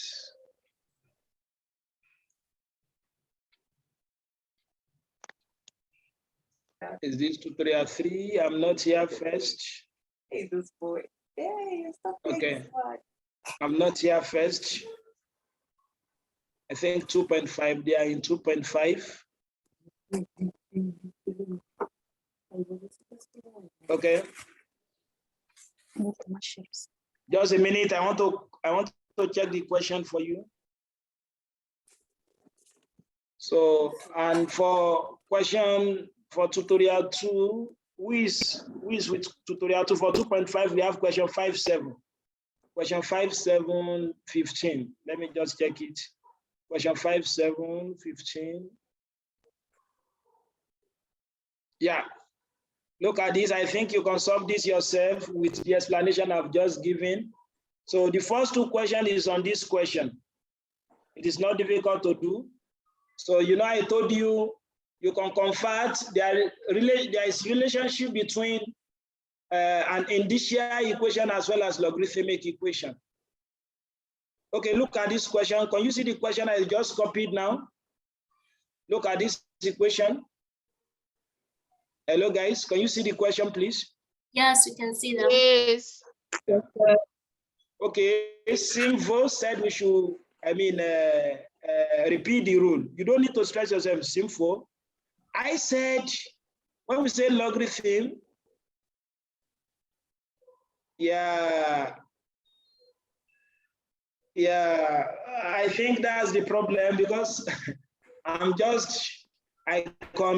maybe you can write Dahlia, the academic support. So you can write a request for that because I'm only employed to take you for 4 weeks. And this is the 2nd week. The 3rd session will be on Friday. I will send email to that effect and everything will end next week. But if you want more, maybe you can write Dahlia or you state there on the email. If you require an email, you can send me the email. I will forward it to you. Thank you. So what I'm trying to say is that there are relationships between, indices and logarithm. When you say logarithm of a number, don't worry, I will go to the question again. I understand as well that the time is not enough. That's why I'm rushing. When we say logarithm of a number, I said when I have 10 squared, think it from this angle. If you don't want to stretch yourself, think it from this angle. 10 squared is 100. Logarithm is just the power. Is the power. That is the power to which a base is raised. It means the logarithm of 100, that is the number here, to the base of 10 will give me 2. And we now have a general rule now. That is, if I have log n base a equals x, we call this a logarithmic form or logarithmic equation. Then you can obtain your initial equation from here. Then your initial equation will now be, just take the first number here, that is n. It will now be equal to a raised to power s. You can see I converted from initial form to logarithmic form. Then I also convert from logarithmic form to initial form. Then logarithm also has some rules we'll be using. And the rule is that it is not difficult to do, if not for the time, I will just show it for you. But because of the time, I think I have videos on logarithm. If you don't mind, I can maybe send to you so that you can refresh the memory. But for the case of this class, you don't need to stress yourself. When you say the logarithm of product of 2 numbers, it is the same thing as the sum of their logarithm. What I'm trying to say is that if you have log 3 plus log 4, you don't need to stress yourself. It's the same thing as log 3 times 4. You understand now? Likewise, when you have log m divided by n, you understand? That is the logarithm of quotient of 2 numbers. It's the same thing as the difference of their logarithms. That is, when I have log 3 minus log 4, it is the same thing as what? Log 3 divided by 4. Likewise, when you have log a base a, that is a log with what? With the same argument and the same radical. Maybe, for example, log 100 base 100 is going to give you 1. Log Ghaffari base Ghaffari will give you 1. Log Lindani base Lindani will give you 1. You understand now? So when you have log a raised to power b, you don't need to stress yourself. Just put the b here, log a. Then log a base b will give me what? Log a divided by log b. I hope that is clear. So for the guy who asked the question on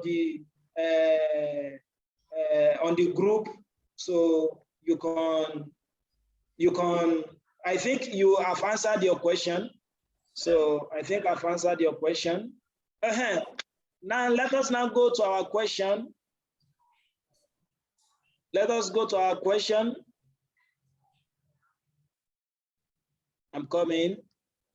Yeah, somebody is, for those of you who want, more hours for the tutorial, I think you can message Dr. Dahlia. I've sent the email to the group. Dr. Dahlia Fagis. Yeah, And for those of you who've not filled the attendance, you can please fill it on this link. So you can ask, perhaps you need more than, more than the 2 hours in the week. So, and definitely they are going to grant you. So, yeah. Okay, if you look at the question now, each exponential equation, we have to write it in logarithmic form. Okay, everybody, guys, look up. We have 5 raised to power 3 is equal to 125. Based on what I've just said here, who can rewrite this in the logarithmic form? Anybody? Don't forget, I said the logarithm is the power.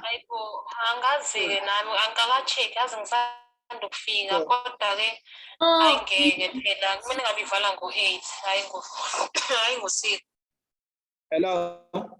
Okay, now it will now be log what? It will now be log what? Based on my explanation. This will be what? Log what? Log 5.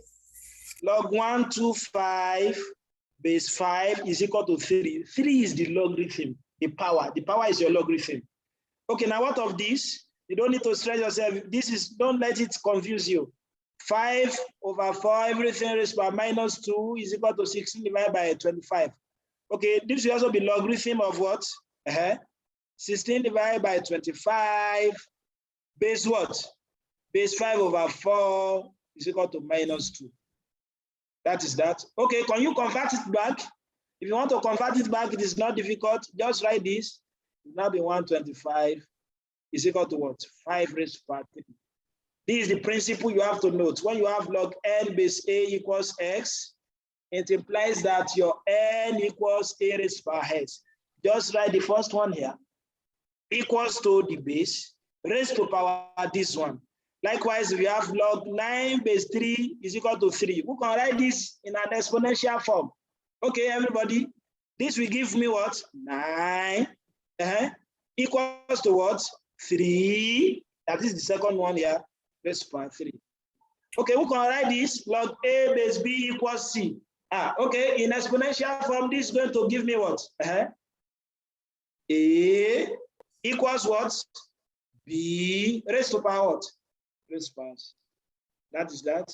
Okay, now let me also give you another related question to that in tutorial on logarithm. Sorry, another question on logarithm. Yeah, I think question 2.2, 515, 19, 27, 2.2, 515. Where is 2.2, 2.2, 2.2? Sir, Okay, you have a question? yes, can Hello? I ask? Okay, go ahead, please, my friend. On exponents, Yeah. on a tutorial, Okay. yes, there was a question 53 and it was very difficult to do. Okay, let me check it. 53, right? Yes, 53. Yeah, for the 53, I think I'm seeing, okay, let me snipe. R6. R6. Eh? R6. Do you mean this question? Let me snipe it here.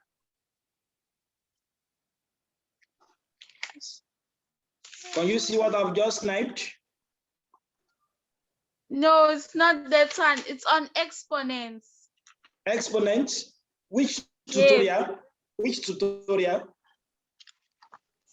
Tutorial 1. Tutorial 1. Oh, let me see if I still have access to it here. We have limited time. Okay, tutorial 1. Okay. Question 53, right? Yes, R7. R7. Oh.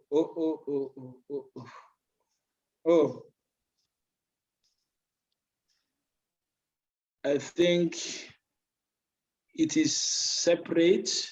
Let me check it. Or if you can call out the question, my friend. No, it's right there. Pre-algebra exercise. Up, go up. Yeah, and I think I downloaded it last week. Let me see if I can. Let me see if I can. Yeah, it is here. Can you see my screen? Yes, I can. Yes. Oh no. Fifth. Where is 53? 53 is not here. It's not here. Okay, can you call the question? Can you call the question? 10x. 7x, okay. No, 10x 10x, to the power 3. okay. Go To ahead. the power 3. Okay. Brackets. Okay.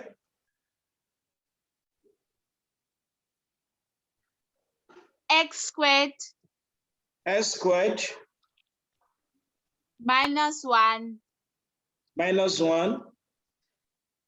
Close brackets. Okay. Exponent negative 1 over 2. Okay. And then he said there was a minus. Minus 5x.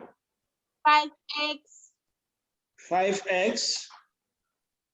Brackets. X squared. S squared. Minus 1. Minus 1. Exponent. Exponent. 1 over 2. Like this? Yes, and you had to factorize. Yeah, it is very simple, my sister. It is not difficult to do. Again, you know, if you were present in the last tutorial, so you know we have some certain of exponents. Let me quickly review them. First one is when you have a raised power n, everything raised power n, it is a raised power n plus n, right? A raised power n divided by a raised power n. Please, will you mute yourself, please? So, and when you have a raised power 0 is equal to 1. And you know, I particularly gave you a rule that when you have a raised power minus 1, it is 1 over a. And maybe when you have, in terms of fraction, when you have a divided by b, everything raised to power what? A divided by b, everything raised to power, let's say, okay, let me just write it, minus n. If you want to remove the negative index, it will be b divided by a raised to power n. But now, how do we factor this? It is not difficult to do. You understand now? We have 5 to be common. You know 5 is common. S is also common. I hope you understand now. Also, if I were you, I can factor this out because it is common to 2 of them. This is here, this is here. You can factor it out, or you can factor half out. You understand now? So maybe you have s squared minus 1. Everything raised by minus half. And don't forget the rule I told you last week that if you want to factorize a number, the number you factor out, you have to divide by each of the term. Then this is going to give me what? 10s raised by 3, s squared minus 1 raised by minus half, divided by what? And I told you, if you don't forget that, you don't need to stress yourself. If it is the case that you know the answer offhand, you don't need to do it one by one like this. Then minus 5x, maybe let us use half then. Let us factor half out so that we have the same thing with this. Let us factor half. Yeah, so 5s, s squared minus 1 raised to power half. You know the reason why I factor half? Because all of this will go, it will just remain 1. So then divided by what? 5s, s squared minus 1, everything raised to power half. So then if you check it very well, you see that this guy cancel 1 out of this will remain 2, 5 here 1, 5 here 2.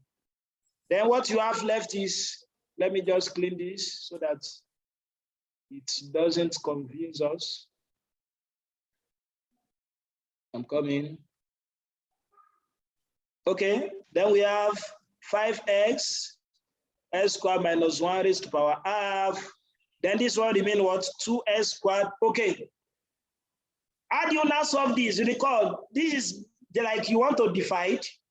This will now be s squared minus 1. Recall this rule. When you have a raised to power m divided by a raised to power n, it's same thing as a raised to power m minus n.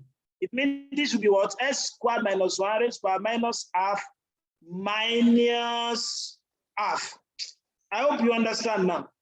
And this guy will cancel this guy. Then you have minus 1 left.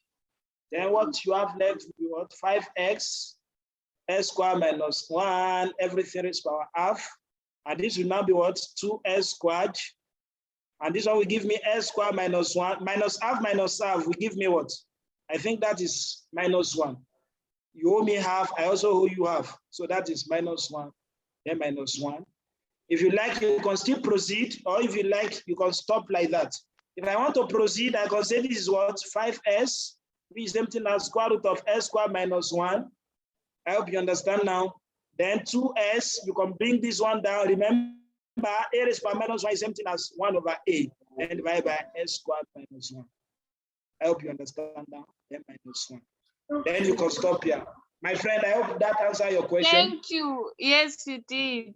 Welcome. So that is that. So yeah, you can send R now. So, and last question, somebody asked me to solve the question on 64, which is on logarithm. And that will be our last question for today because time is not on our side. Then on Friday, this Friday, I want to cover the remaining aspect of tutorial 3 as well as tutorial 4. Then we do the revision together. I hope you understand that. So we do the revision together. So what I will cover there will be on matrices, matrix multiplication, how you can use your Gauss-Jordan elimination method and other things you've covered. I hope you understand. Okay, let me solve the last question, question 64. Okay, let me just find it. Sorry, guys, I'm taking much of your time. Question 64. Not here. I think question 64 is on what number? Oh, I missed it. Not here.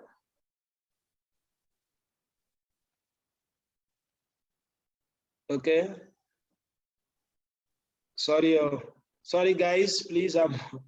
I just opened. Okay. This one, right? Guys, the guy who asked the question, is it this question? Do you mean this question? Hello, are you there? I can't hear you. Yes, I am. Do you mean 64? The question here, the same. Oh, thank you. I don't know you are typing on the group. Okay, look at this question. Let me copy it here. So the question asks us to solve. Let me check the heading so that I know. Solve each equation, round decimal answers to 4 decimal places. So you have to solve this. It's not difficult to do. So our question is 1.5, 1.05 raised to power x is equal to 2 into 1.01 raised to power x. Yeah, this is not difficult to do. If I were you, what I can do is, you can just collect the like times. This can give me 1.5 divided by 2. You see what I am doing? I divide through by 2. If you divide through by 2, this will give you 1.5 divided by 2. Then is equal to, I can still divide by this. That is 1.01 raised to power s divided by 1.05 raised to power s. I've just done like 2 things. I divided through by 2 for the first method. Yeah, what will our upcoming test include? Yeah, all what we are doing now. The function, domain, range, logarithm, all from tutorial 1 to tutorial 4. I will advise you go to tutorial from your tutorial 1 to tutorial 4 now. And if you have a question that is not clear to you, you can ask me in the next tutorial, or you can send me in advance so that I can prioritize it. I hope you understand what I've done here. I divided through by 2 first. That gives me this. Then I also divide through by 1.05. That gives me that.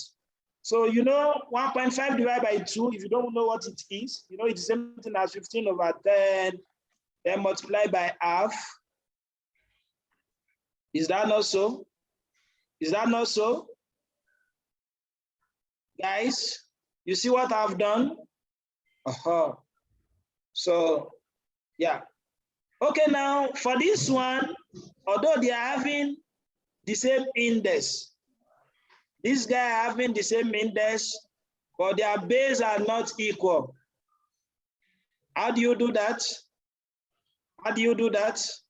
If we don't want to stress ourselves, why not, maybe for example, we have 101 raised to power s divided by 100 raised to power s. You know, it is also the same thing. So then maybe you say this is divided by 105 raised to power s divided by 100 raised to power s. Yeah, I think it would be perfect there. Then you have 15 divided by 20. I'm thinking of the easier way we use. This 101 raised to power x divided by 100 raised to power s. The more it changes to multiplication, I'm going to have 100 raised to power s, 105 raised to power s, and this guy will cancel this guy. Then I have 15 divided by 20 is equal to 101 divided by x, everything over what? 105 raised to power s.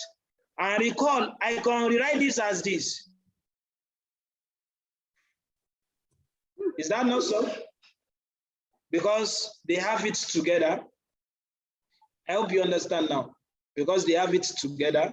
So now you can rewrite this as a logarithmic form. If you don't know what to do yet, we can write this in a logarithmic form now. We can write it in a logarithmic form. You can write it in a logarithmic form, or you can solve it straight away here. You know, 15 divided by 20, I think 5 can go here. 5 here what? 5 here what? 5 here 3, 5 here 4. Do these guys have a common factor? Do they have a common factor, guys? I think 3 can go here. Can 3 go here? 3 cannot go. I'm coming after his question. Do we have anything? We can think of any number that can go in the 2 of the numbers. Okay, if it cannot go, then what we are going to do is what? Let us write it in a logarithmic form, since we are allowed to leave our answer in decimal form. You know, don't forget when you have log n base a equals s, I told you your n is going to be a raised to power n is equal to a raised to power s. It means I can say as well that my log, since this is, you know, n is equal to a raised to power s, my log is the index. So then it's going to give me 15, no, 101 divided by 105, right? 3 divided by 4 is equal to x. Is that not so? You know, I rewrite it back in what? In a logarithmic form, and that's why from here, you can convert it back to exponential form. That would be 3 over 4 is equal to 101 raised to power s. Write this in fraction, write this in fraction, write this in fraction as well, and you take the logarithm, that will give you the value of x. You understand that? But had it been, I mean, there is something that can go in these 2, or you can divide, so then you can just do it straight away. So yeah, just I think I've answered your question.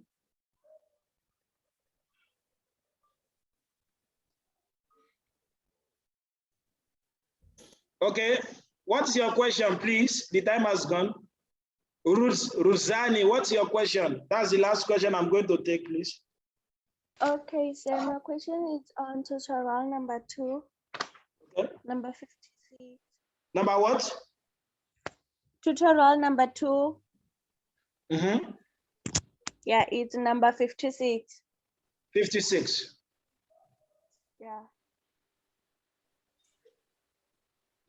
This question on lane, right? Which one? You mean this question? Can you see my screen? Yeah, it's not that one.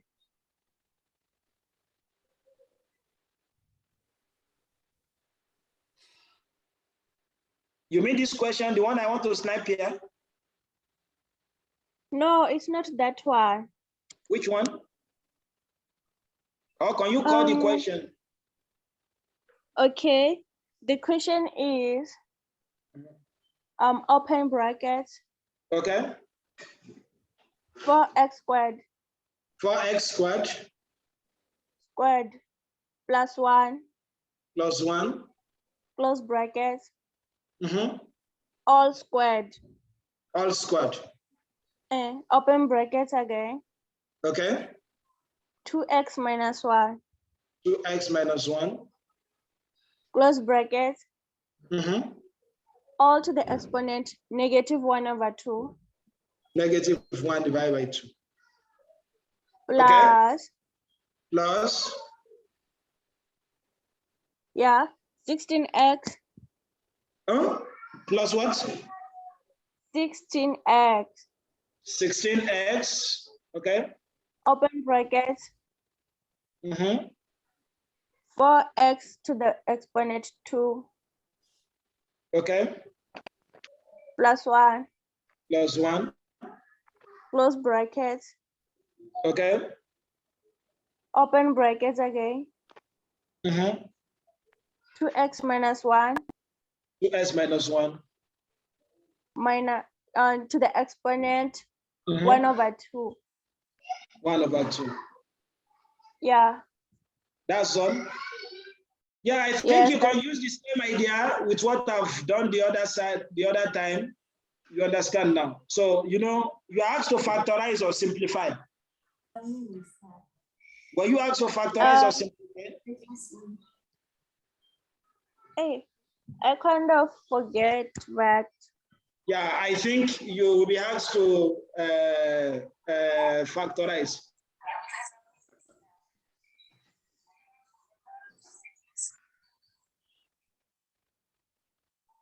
So what you are going to do is, 4x squared plus 1, everything raised to power 2 is common.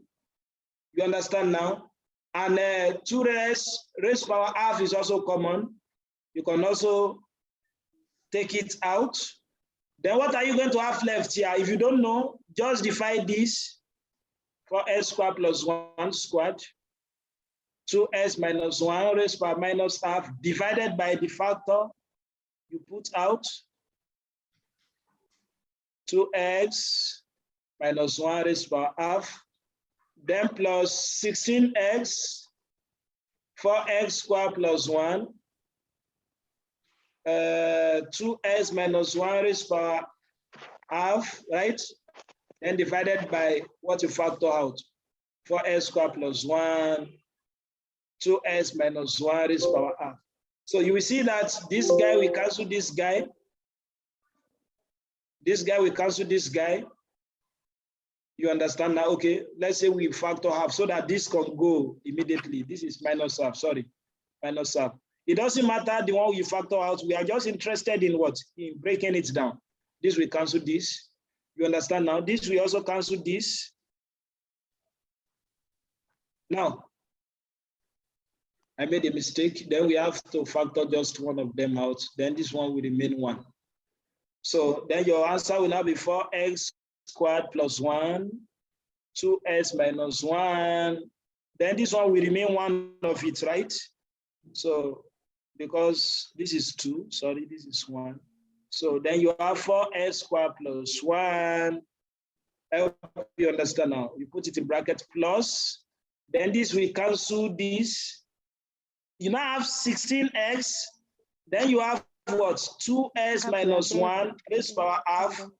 You understand now? But this will now be what? Minus minus. Minus times minus will give me plus. That will be plus half. And 1 plus 1 will give me what? Half plus half will give me 1. Then you have raised to power half. I hope you understand that. So you have raised power half. If you still proceed, this will give you 4s squared plus 1, 2s minus 1, 4s squared plus 1, plus, then you can expand this. This will give me 32s squared minus 16x. I hope you understand now. Then this will give you 4s squared plus 1. You can still proceed, 2s minus 1. And this will give me what? 36s squared minus 16x plus 1. Then you can now factorize this quadratically. You know, it will also give you 2 terms. You understand now? Don't forget that I told you the other time. What number are you going to multiply by itself? That will give you 36. And when you add to give you what? 16. So think of it. So think of it. Yeah, and that will be your result if you factorize. So I think because of the time, I'm going to stop here. And if you have any other question, you can send them to me in advance on Friday. So I'm going to see you next class. And I hope you enjoy the class. So if you've not filled your attendance, guys, I encourage you to do so. Thank you so much. And thanks for coming. Immediately after the class, I'm going to upload the videos and I'm going to send you the link. Thank you so much. So I'll see you on Friday. Here's the link again if you've not filled it. Here's the link again. Yeah, I'm stopping the recording right away.